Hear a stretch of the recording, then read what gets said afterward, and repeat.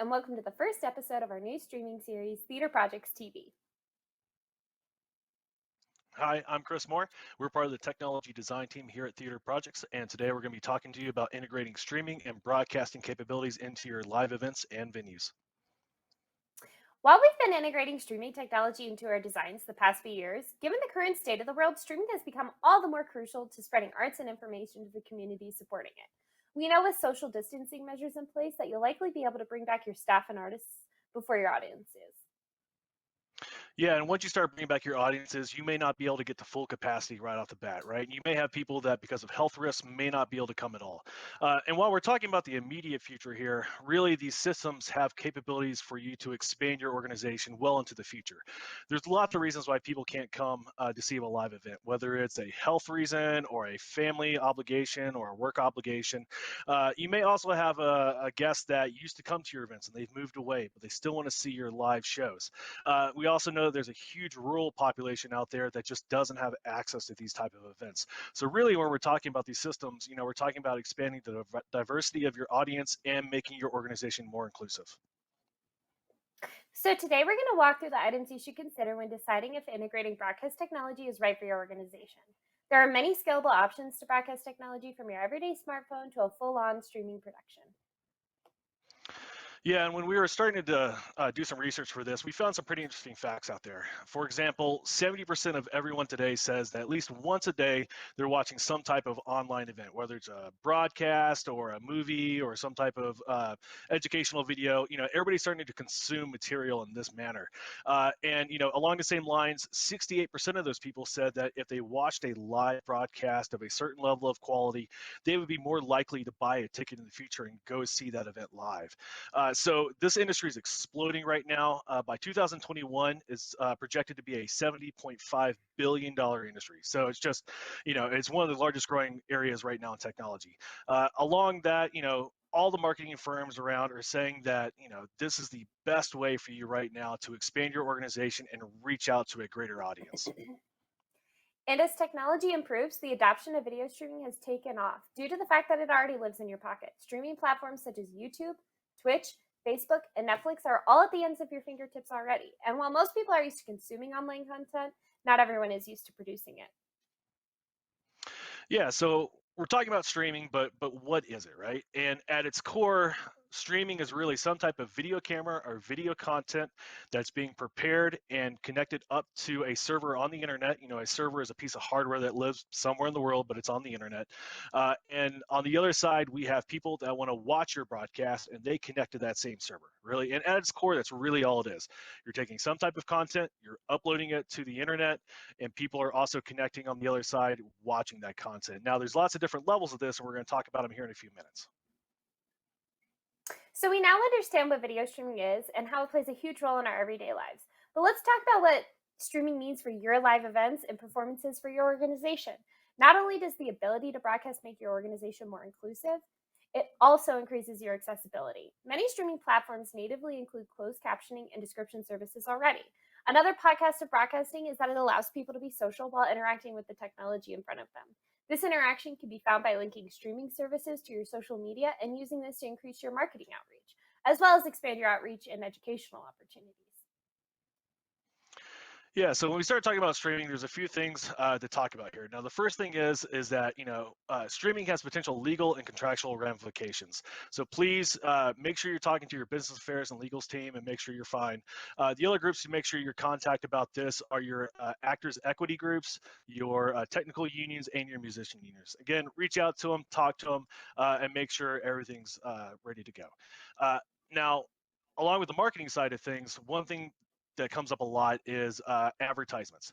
And there's lots of easy ways to advertise. We talked about these servers, and some of these servers offer the capability for you to add advertisements. So, for example, you could say, this broadcast is brought to you by theaterprojects.com, and you can have a little thing pop up just like we're showing here. It's a really, really great way to engage your advertisers and your corporate sponsors and make them a part of this. Now, the other thing that comes up a lot is what's called a paywall. And a paywall is for example, on a normal basis, you just log into a video stream and you're good to go. You can watch it any day long. A paywall, if you want to watch that stream, you either have to pay for a ticket, you have to pay a fee to get in, or you have to use a password or a coupon or something like that, right? So two different ways to think about advertising and income with this. Again, do some research, figure out what works best for your organization. Another element to think about is the user experience. This can be crucial to a successful stream. There are many studies indicating how quality of streaming has an impact on the consumer base. This plays a large role in the streaming equipment you invest in. While this technology is typically expandable, you always need to make sure that with each purchase of equipment, they are not only future proof and play well with others, but they are also easy to use. This goes for hardware equipment, software, and the streaming platform of your choice.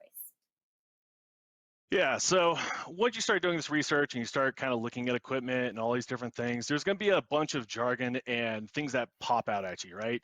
You're going to see lots of acronyms, lots of little numbers and letters squished together, and it can be really confusing. You'll see things like MP4, MPEG, video codecs, up and down streaming, RTMP, all these different things that come in, right? And so it can seem really overwhelming, and you can say, hey, I'm not technical enough for that, it's too much. Well, it's actually very simple.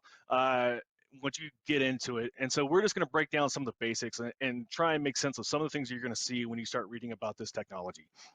The first thing we're going to talk about is codecs. If you have an MP3 on your phone, you've dealt with codecs before. And all a codec is, it's a software process that takes a large file and squishes it down to a small file. That's how you can get thousands of songs on your phone. That's how we can watch videos across the internet. Everybody's experience on your computer, whether you're watching a movie or a live stream, and you get the little buffering bar, right? And it spins around and it freezes. It's not a really great way to watch a live show if you're waiting for your computer to buffer.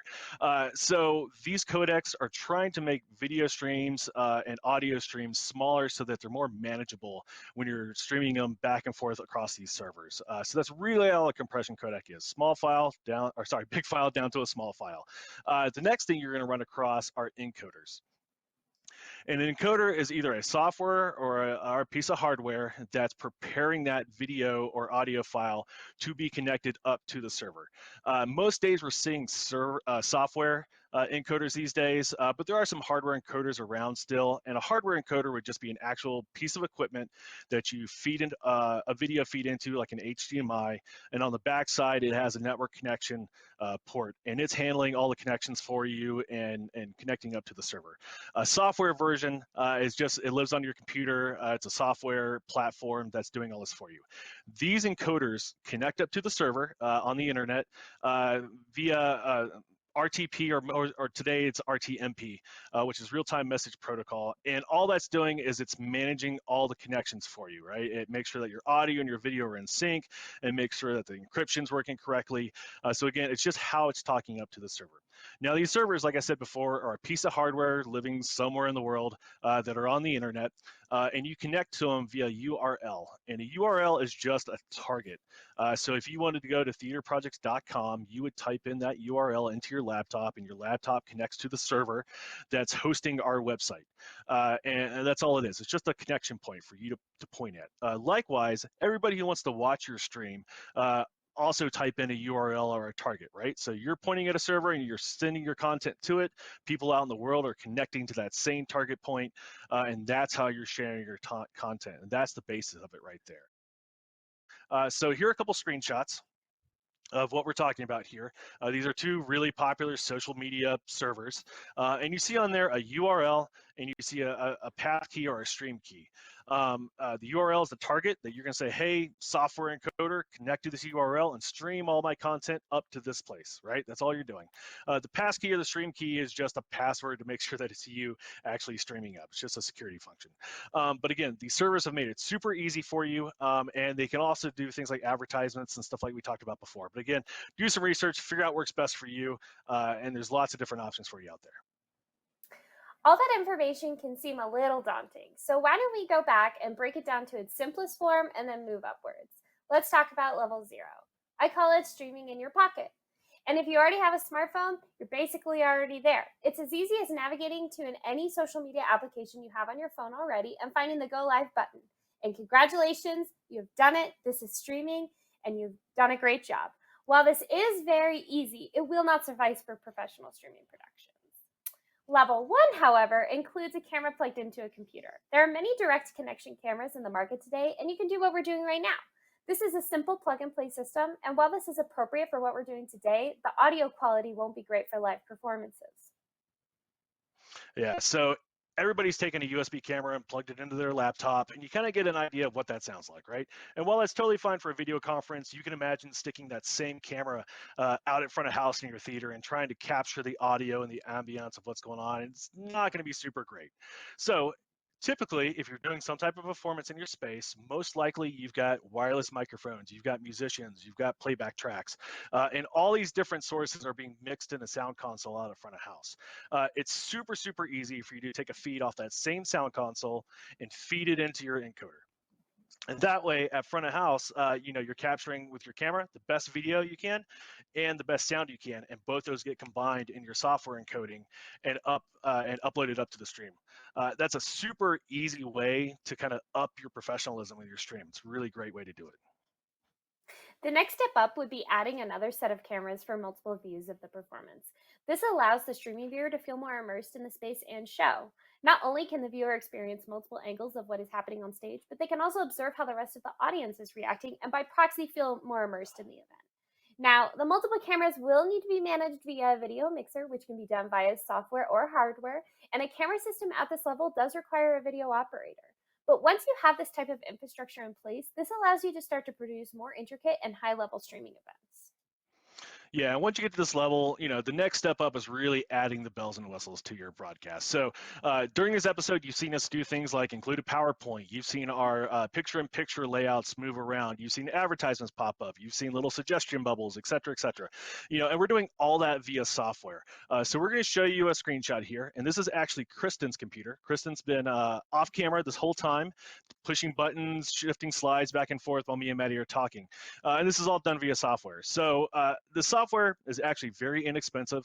And it only took us a couple hours of kind of playing with it and getting it organized the way we wanted to do to put this together.